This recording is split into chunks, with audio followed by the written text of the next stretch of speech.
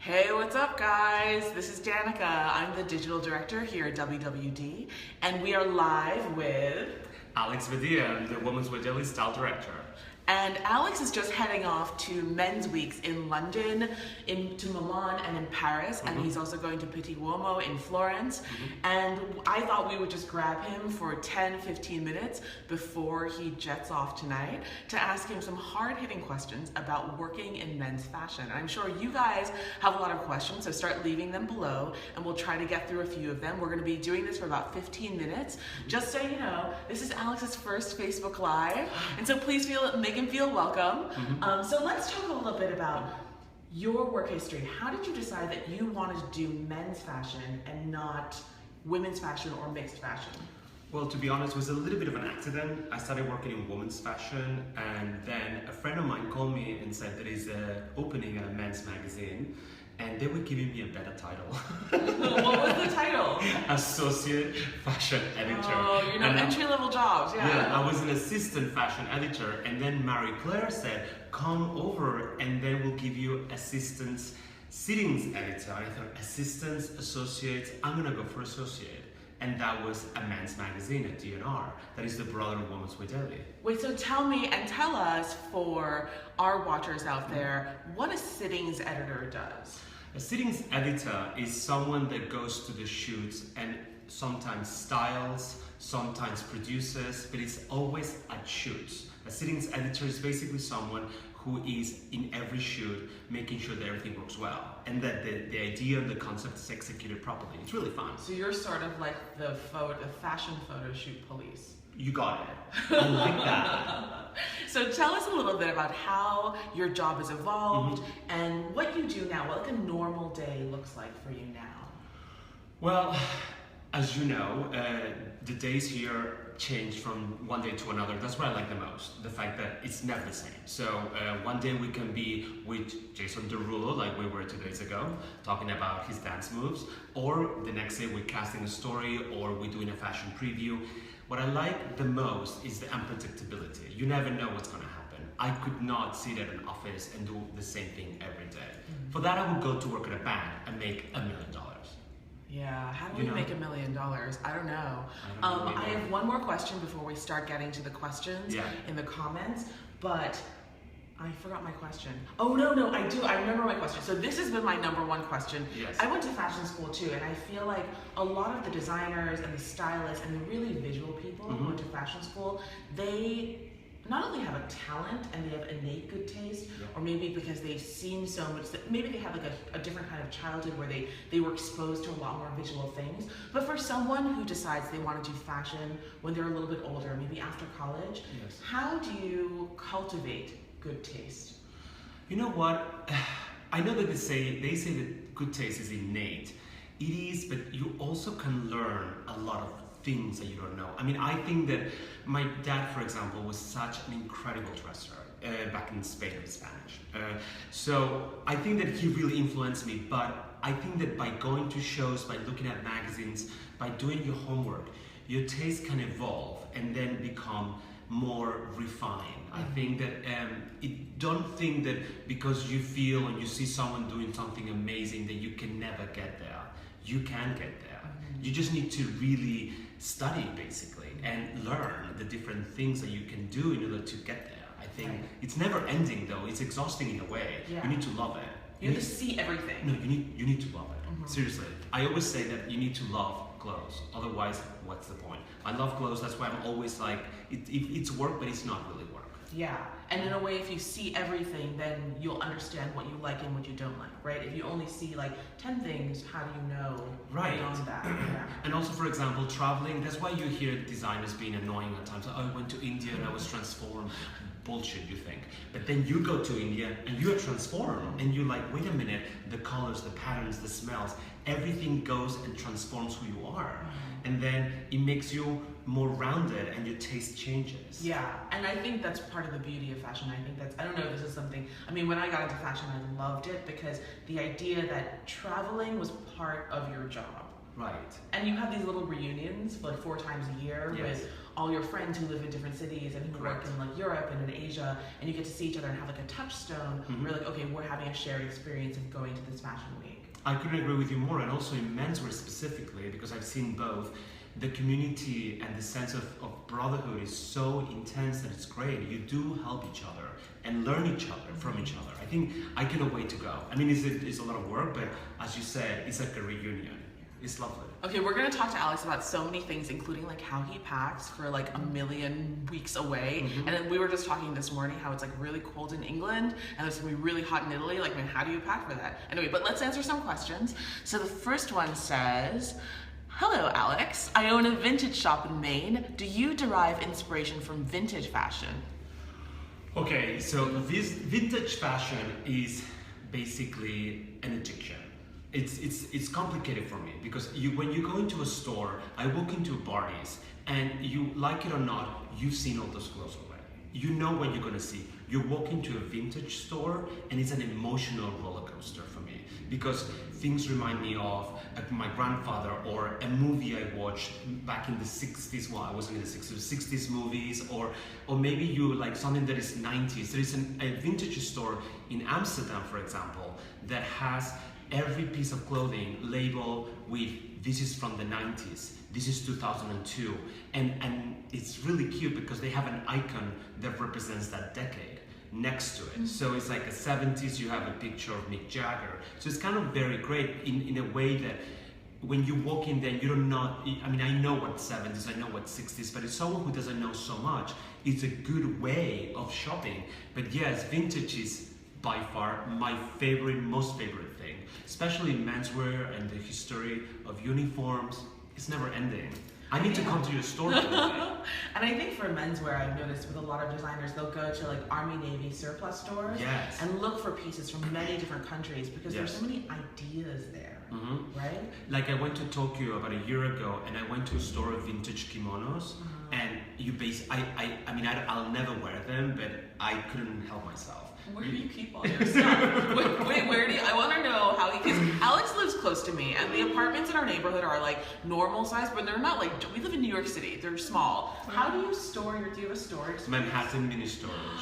You have storage space? I have storage units, yeah. Then what if you're like, oh, I need the thing, like how? It's awful. Then you have to go and get it? I do, and most of the times I do after I woke up at 2 a.m. and I have a vision in my mind of something I want, and I'm trying to figure out I have more than one storage unit between us, and I just try to figure out where is it, and then I wake up at 7 and get in a taxi and I find it. And that's dedication, you guys. That's like serious, and that's what happens. So I used to call this the fashion disease. It's like the fashion editorial. You want everything to like. You have this moment where like I want my life to look a certain way, like a fashion editorial. And if you can't fulfill that, it just plays you. Oh my God, right? That exactly. You nailed it. Disease. It's true. Yeah. You need to let go. I need to learn to let go at times. Don't let go. I'm never letting go. Life is too short. Okay, let's move to the next question. Okay, so this is a question. So during summer, what is the day color? So I guess like the question is like, what's like the go-to color for this summer? Like what's this summer's hot color? Okay, here's the thing. I do love a dark summer. He's wearing all black. I do. I love a dark summer. I like the dark navy, obviously, but I also like the browns and the burgundies and the deep greens. I think a dark summer, it feels elegant and unexpected. However, monochromatic white, it's also very cool. However, you need to be careful. It looks like you're going to a white party in Miami. You need to be very careful. But there is a way of going for a more unexpected darker tones for the summer. I think that it does look really special, right? And different textures. I like to wear like patent leather shoes in the summer. Amazing. Because it's even though it's more of like it's like waterproof and it's good for fall and winter too. It's surprising in the summer where everyone else is wearing like pink and light blue and like khakis and stuff like that. Right. No, I mean, I do love a good like summer camp look too. Like, don't get me wrong, I love a summer camp. Yeah, I love a khaki moment. Yeah. Cut-offs and like But remember, preppy is dangerous and it is contagious. So stay away from preppy as much as you can. And friends also. Preppy friends, the way they dress, it's going to influence you. And before you know it, you're going to be wearing pastels. I think preppy is a dangerous game. I love preppy, so I disagree, but it's not really fashion. I mean, it is fashion, but it's not, you know what I mean? It comes and goes. It depends on the year, because remember a few years ago? Yes, I agree. Yeah. I'm in this mode now that I don't like preppy, but maybe I would move on and like preppy again. What would you say that your current mood is for summer for you yourself? Well, for me, there is an evolution. I'm in this bohemian, painterly, like dancer, that very Dries Van Noten, very Bottega Veneta. But there is a huge influence of Gosha and Debna from Balenciaga that is bringing back that 90s street, that cool edge, that is much more athletic inspired. Like think of Tommy Hilfiger with hint of urban from the 90s. That is taking over. So all that romantic menswear, the slouchy silhouette, everything is going away. So interesting. Yeah, I think denim is coming back in big time. So that's what you're wearing this summer, like a mix of like laid back, like right. Plus with a little bit of street. A little bit of street, a little bit of zippers. Remember the 90s zippers? A little bit of a raver feel from. I mean, the thing is just when you get to my age, that is. We're the same age. Young is the age, young. We're like 12. 12. You watch the movie already once. So when you watch a movie already once, you know somehow what's gonna happen. Yeah. Yeah. I have to tell you honestly, like every year around January, I start thinking about what my summer look will be. Most of the time, it just ends up being like summer camp 1994. But this year, I was like, I know what I'm going to be this summer. I'm going to be basic. My look is, that's why I bought all those monogram things. I bought all these monogram bags. I'm like, I'm gonna be the most basic. This is nice though. Super basic. Super basic. Yeah, because that's the mood I'm in, and also it's easy. Okay, let's do some more questions. Okay, what do you think of the fashion calendar? This is a serious question. What do you think of the fashion calendar, the way it is now, versus Tom Ford and Burberry switching to have the style showing clothes and in the store at the same time? So see now, buy now, versus showing like 8 months, 10 months ahead. Well, we've been talking about a woman's wear daily. WWD is a season of change. Yes, everything is changing. The calendar, the seasons. I think it's going to be really interesting going forward. Yes, this season itself is a little challenging because of all the changes, but it's going to get to the point that things will settle down. And yes, Burberry is not showing, but I think that in September they're showing men's and women's together. But I think that everything is going to go back to a new normal. I don't know what that is yet, but I do think it makes sense to open the gates to everybody. You want to show the clothes that people can buy in the store right away. They buy now, see now. But I think it's going to be. I don't have an answer, but I think it's going to be a very interesting season to go there and see all these changes taking place. It's part of fashion history, believe it or not. Yeah, I agree. I think that fashion naturally goes through these cycles of upheaval and change in terms of calendar. Yes. And remember, like New York Fashion Week itself is not even that old. So it started in in the 80s, right? In the late 80s. So these establishment things that we think of as establishment and as set in stone are really, they're always in flux and always changing. So this is just a natural moment where the industry is trying something new, and let's see how it goes. It may not work. It might not work. I mean, I think that we know what worked before. And I think that social media and the way the cycle is and the changing weather is making things unpredictable. For example, we were just talking, I just checked the weather this morning, and in London they're like 55 degrees. It's June. It's June, so it's super cold. And then you go directly to PT, that is basically 90 degrees. So thank God I look at the weather, because now I need to rework some of my outfits to make that a reality. Right, and traveling for a month is no joke. Like that's so hard to get everything into like 2 suitcases and be able to take them across Europe yourself. Yes. And I was just thinking, I mean, in New York alone, we technically have 4 seasons, but now it's really 2. We have summer and we have winter with like a 2 or 3 week transition in the middle. Right. So there's a lot less autumn dressing and a lot less spring dressing. And I wonder if that's why you see a lot of like pre-season stuff doing so well. Yeah, that's why, because the fact that you need to basically have everything ready, because you don't know what's going to happen. Yeah. Obviously, it's not going to be Arctic weather, like super cold, but it's going to be chilly at times. I mean, we've been really super warm yesterday. Today is colder. Yeah. You never know. So yeah, there's no such thing. I mean, I don't know how you have all this stuff in storage. All my clothes are just everywhere. Okay, let's take one more question. So, this is an interesting question. Performance is so hot in the market right now. How do you think it will affect the ready-to-wear men's market? Well, it's kind of, that's a great question, by the way. He's right, performance. I like performance. I think that performance is not new to menswear. However, the new fabrics with the feel not as technical as they used to, are much more versatile. So you can have the traveling blazer. Everybody talk about the traveling blazer, but I have a traveling blazer that is, I have a traveling suit. That's kind of amazing. It looks like a beautiful wool suit, but it just doesn't wrinkle.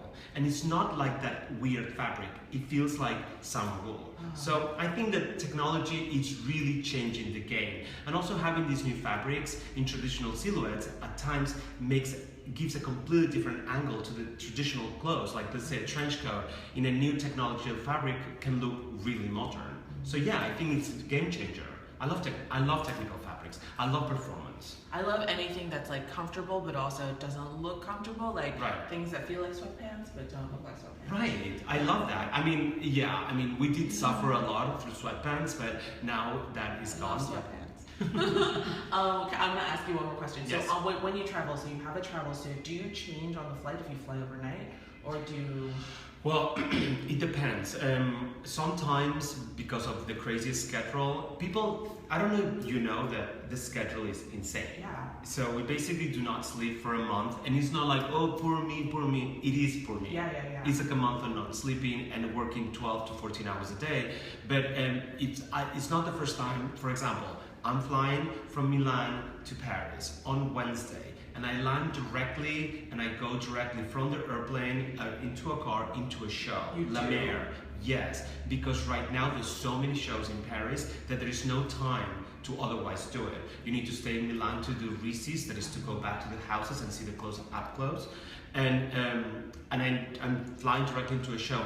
That day I will change in the airplane into the street style look. Wow. Yes. And that is kind of annoying because then you need to basically be ready, because at night you're going into a different set of events that you can know wear your day outfit. So you always have another outfit in the car. So it's like LA. It's like LA, where your car is an extension of your bedroom. Yes.